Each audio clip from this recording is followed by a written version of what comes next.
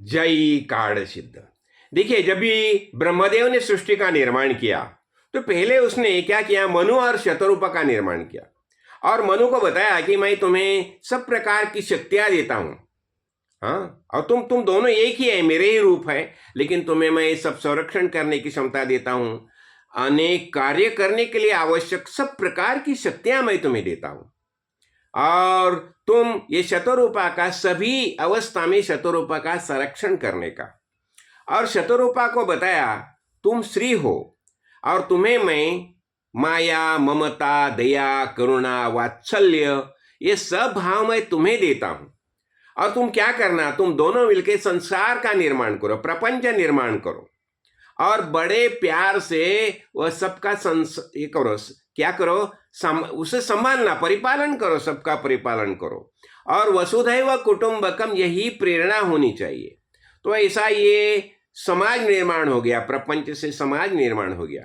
तो उसी समय और मनु महाराज क्या बताते थे, देखो उसने स्त्री के बारे में क्या बताया कि स्त्री का हमेशा संरक्षण करना चाहिए शरीर के। तो उसमें एक एक श्लोक आता है, बहुत समय जगह आता है, वो क्या बताया देखो, पिता रक्षति कौर्मार्य कौर्मार्य, हाँ, भर्ता रक्षति यौवने, पुत्र रक्षति वार्धक्य, न श्री स्वातंत्र्यम अर्हति।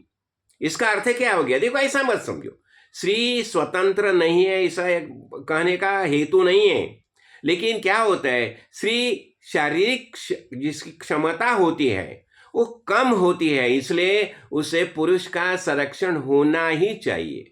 तो इसलिए क्या बताया उसने कि जो पिता है, जब भी छोटी रहती है बच्ची तभी उसका पिता संरक्षण करता है, जब भी यौवन होता है, शादी होती है, तो उसका पति जो है वो संरक्षण करता है और जब यह बूढ़ी होती है वयोमान के अनुसार, तभी उसका पुत्र जो है वह उसका रक्षण करता है। और इससे क्या बताया कि हमेशा स्त्री के साथ कोई ना कोई उसके मदद के लिए होना ही चाहिए। यानी स्त्री को स्वतंत्र अस्तित्व नहीं, ऐसी ही नहीं है, स्त्री को स्वतंत्र अस्मिता है, अस्तित्व है, लेकिन जैसा ये होती है ना, पेड़ के ऊपर जो ये चलती है ना, वेल होती है ना, वो पेड़ के सहायता से रहेगी तो उसका जीना आसान हो जाता है। अब ये अपना दासबोध ग्रंथ में भी समर्थ बताते हैं एक जगह में।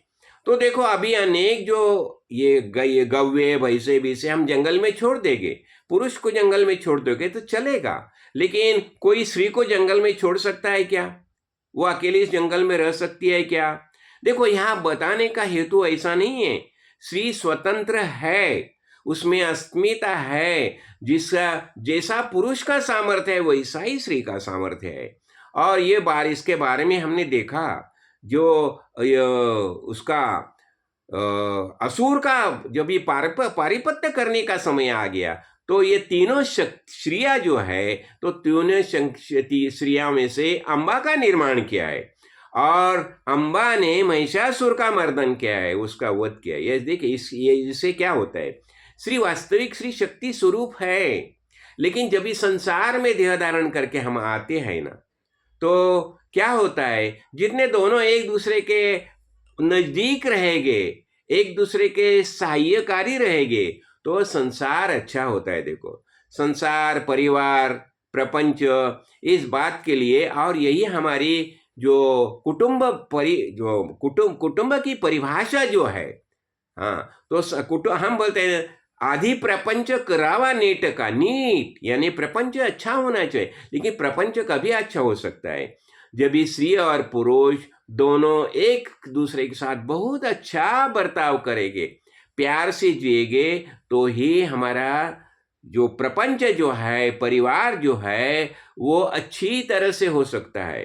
प्रपंच में हमें सबको सुख अनुभव करना है, तो सुख अनुभव करना है तो एक दूसरे की सहायता से यह संभव होता है। तो पहले क्या होता था, पुरुष अर्थार्जन करने के लिए बाहर जाता था, स्त्री घर का कामकाज संभालती थी। अभी ऐसा नहीं, अभी स्त्री भी स्वतंत्र होकर कामकाज करती है बाहर। ठीक है, ये सब बातें हम समझ सकते हैं, लेकिन मनु महाराज ने जो कुछ बताया है उसमें भी उतना अर्थ है, ये भूलो मत। जब भी दोनों अच्छी तरह से एक दूसरे के साथ व्यवहार करेंगे, तो संसार अच्छी तरह से हो सकता है, हम प्यार से जी सकते हैं। और वसुधैव कुटुंबकम, ये हमारी परिभाषा जो है वो हम अवश्य अनुभव कर सकते हैं। तो इसलिए क्या बताया हमने, ये स्त्री जो है ये हमेशा साथ रहनी चाहिए, दोनों ये स्त्री पुरुष दोनों एक दूसरे के साथ रहनी चाहिए। और यही ब्रह्मदेव ने बताया ना, शतरूपा और मनु और शतरूपा दोनों क्या बताए, तुम दोनों मेरे ही रूप हो। हाँ, लेकिन तुम दोनों परिवार निर्माण करो और परिवार का परिपालन बहुत अच्छी ढंग से करो। और मनु को बता दिया, देखो सब प्रकार का ये शतरूपा का संरक्षण करने का कार्य तुम करना चाहिए। तुम दोनों को मैंने सब प्रकार की शक्तियां दी है, लेकिन क्या है, इसलिए जब भी हम सुखी परिवार की परिभाषा समझाते समझते हैं तो स्त्री और पुरुष दोनों एक साथ रहने चाहिए। और यही हमारी वैदिक परंपरा हमें समझ आती है। हमारे अनेक ऋषि मुनि देखिए, वो सब सब विवाहित थे, सबके साथ हम बोलते हैं ना ये अपने इसके दत्तात्रेय के माता पिता अत्रि अनुसया समझो, वशिष्ठ और ये जो है ना अनुसया, अत्रि अनुसया, हाँ वशिष्ठ अरुंधति, देखो कितना अच्छा कार्य किया। तो मैं यही बताना चाहता हूँ। तो इसलिए जो बातें जो है, जितने हम साथ में रहेंगे उतना हमारा आनंद बढ़ सकता है, हम सुखी जीवन हम जी सकते हैं। जय कार्ड सिद्ध, जय।